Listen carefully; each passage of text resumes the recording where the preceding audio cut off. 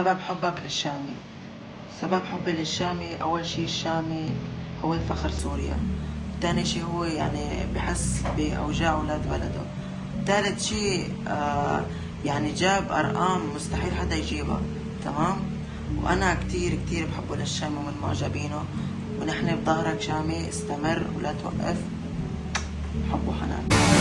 طيب كم عمرك؟ من وين انت؟ وقديش صار لك عايش بلبنان؟ تمام. انا عمري 18. انا من سوريا، صار لي بلبنان شي تقريبا 16 سنة. كم نسبة حبك لبلدك؟ مليون. يعني تخيلي حدا ما بيحب بلده، تخيلي. اكيد. احلى تحية لاولاد بلدي سوريا، بحبكن كتير كتير.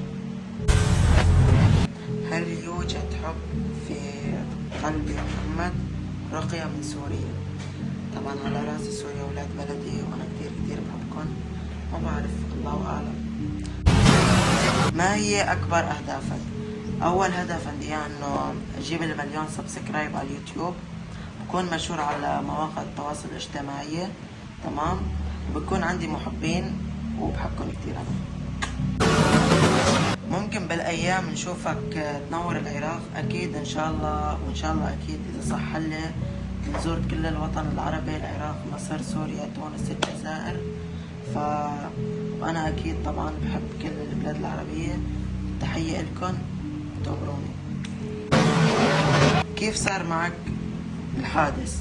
انا صار معي اكسيدون، يعني حادث سيارة، وهلا انا ما بمشي، وان شاء الله باذن الله مع الايام اكيد ان شاء الله. انت مسلم؟ ايه انا مسلم، وتحياتي لكل الاديان، وعلى راس كل الاديان. انا كتير كتير بحبكم من وين ما كنتوا. حبايب، شو حلمك بالمستقبل؟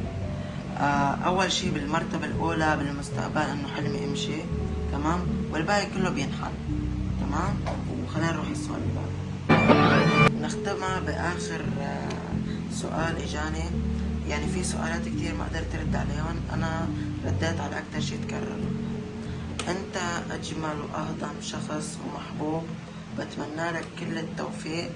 حمودي ابو عين خضر. لك يا تقبروني، وانا بكبر بمحبتكم وبكبر بدعمكم، وانا يعني لولاكم ولا شيء. تمام.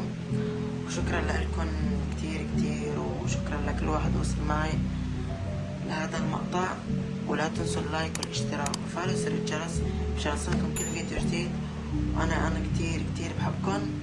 تابعوا حالكم. يلا باي باي.